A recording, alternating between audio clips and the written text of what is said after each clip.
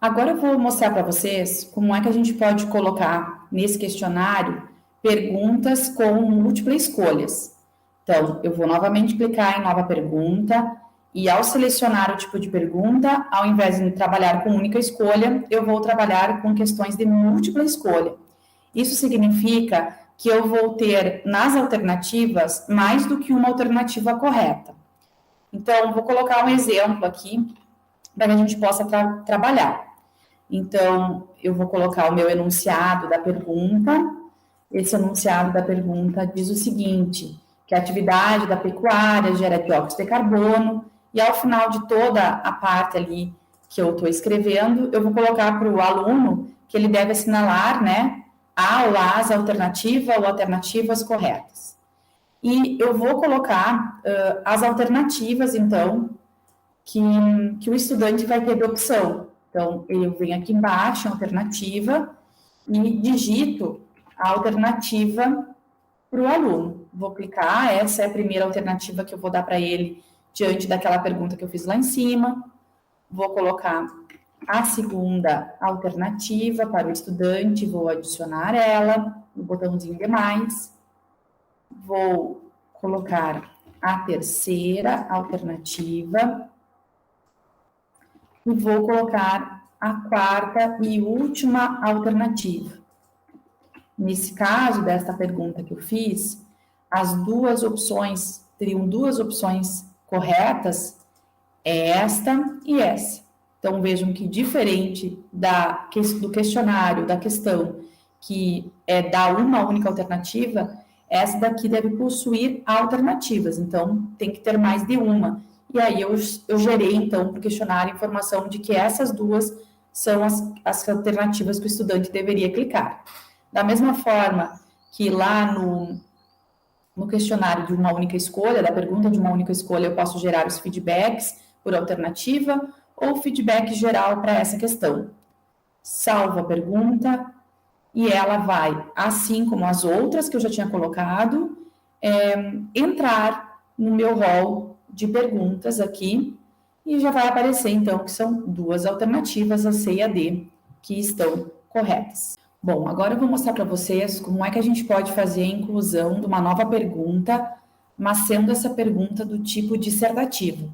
Então, eu vou escolher aqui a opção de pergunta dissertativa e vou, então, preencher a pergunta que eu quero colocar.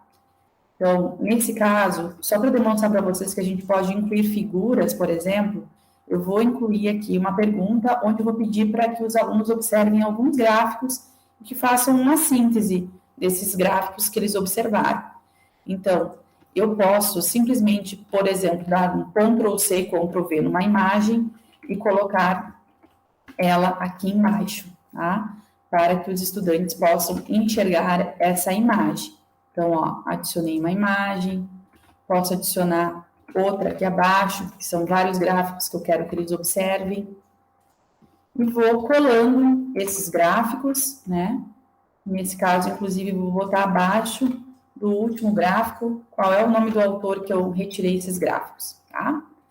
Bom, aqui tem uma coisa bastante importante na questão dissertativa, que é, nós podemos limitar as respostas em caracteres e palavras ou simplesmente não limitar. Quando eu opto por não limitar, significa que o aluno vai ter o quantitativo que ele tiver de espaço aqui nessa caixa para responder. Quando eu coloco caracteres, vai abrir uma opção para eu determinar qual é a quantidade máxima de caracteres que eu quero que a resposta tenha.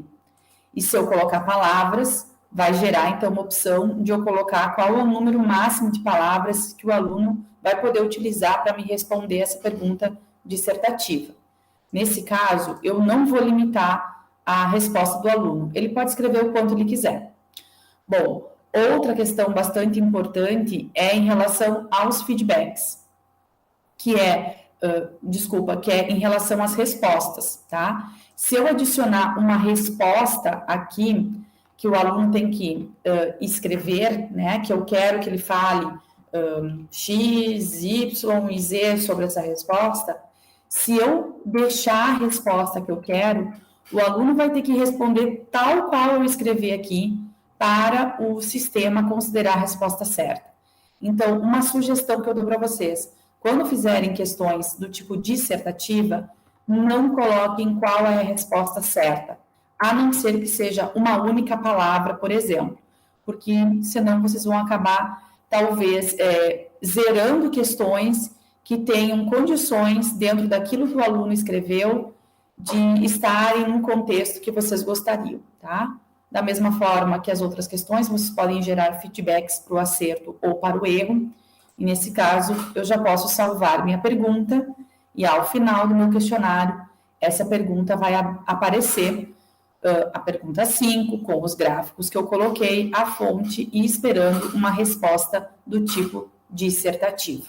Então, agora eu vou mostrar para vocês como é que a gente faz para incluir uma pergunta no questionário que seja do tipo numérica. As perguntas do tipo numérica, elas podem ser utilizadas, por exemplo, por professores da área das exatas, né, como matemática, física, ou mesmo em questões, por exemplo, que eu uso de questões de somatório. Por quê? Essas questões aqui, esse tipo de pergunta, ela só permite como resposta um único valor. Então, significa que a gente não vai ter como colocar uma resposta que coloque caracteres que não sejam numéricos, tá? Então, vou dar um exemplo aqui. Eu vou adicionar uma questão para o meu estudante, uma pergunta aqui que eu peço que ele analise as questões que eu vou adicionar abaixo. Essas questões que eu vou adicionar, eu vou colocar na descrição da pergunta, e são questões, né, alternativas do tipo de somatório. Então, tem o número 1, o 2, o 4, o 8 e o 16. E eu vou pedir para o aluno fazer o somatório que corresponde a essas alternativas que estariam corretas. E eu vou colocar o gabarito aqui, né? Então, o gabarito, nesse caso, o somatório, seria o valor de 26. Então, se o estudante digitar um valor que seja diferente desse, ele já vai corrigir como um valor errado, uma questão errada no meu questionário. Então, aqui eu posso, da mesma forma que as outras questões, colocar os feedbacks para acerto e para o erro. Vou salvar a pergunta para que vocês possam olhar como ela aparece, né, no questionário que eu estou formulando aqui, uma pergunta que tenha, então, os valores e que eu faça o somatório. Agora eu vou mostrar para vocês, dentro do questionário, como eu posso incluir uma nova pergunta que seja do tipo verdadeiro ou falso. Essas questões são bem legais de serem trabalhadas, são muito fáceis de serem trabalhadas dentro do sistema. Muitos professores acabam optando por utilizar esse tipo de pergunta porque é mais fácil de gerar gabarito, de formular ela. Então, nesse caso, eu vou adicionar aqui a pergunta, ou seja, a alternativa que o estudante vai analisar como VOF, né? Vou adicionar ela. E aqui embaixo, eu vou ter, né, se a resposta dela é verdadeira ou é falsa. Nesse caso, a questão que eu coloquei, ela é verdadeira. Então, eu vou clicar em verdadeiro. Da mesma forma, posso dar um feedback para um discente se ele acertou ou se ele errou essa questão. Vou salvar ela e ela vai aparecer aqui no meu questionário como uma pergunta, né, onde eu possa incluir, o estudante vai incluir a resposta de verdadeiro ou de falso. Eu vou incluir uma falsa para vocês observarem como é. Então, do mesmo modo, vou em nova pergunta, verdadeiro ou falso, e vou incluir aqui o enunciado da alternativa que ele tem que analisar se é verdadeira ou se é falsa. Então, vou colocar o meu enunciado e vou clicar que é falso.